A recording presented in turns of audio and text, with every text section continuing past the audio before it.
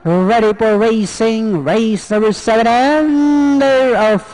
Early lead is taken by Madame Leonora, rushing for the outside. His Cool Reception, Happy Hour, Tiger Epic is down on the inside. Lady Jaja, Di Vega, Rasputin, while Anupose is the early trailer by about 10 lengths of the leader. And going along for the first turn, we have Tiger Epic, the leader by a length and a half. Cool Reception is on the outside, running by the rail is Madame Leonora. Then comes Lady Jaja, Rasputin, Di Vega, Happy Hour, while Anupose now running at the tail of the field. Half-mile distance they traveled. We have Tiger Epic, Madame Leonora is running by the rail.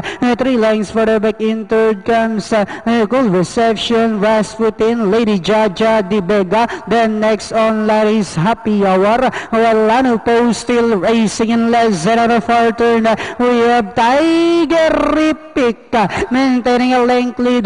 Down the inside is Madame Leonora, Rasputin moving up now on the outside, and I was saying it's my turn to take the lead. We have Rasputin now takes command by a length and a half. Tiger Epic drops back in second. Madame Leonora, Di Vega, Lady Jaja, last 100 meters.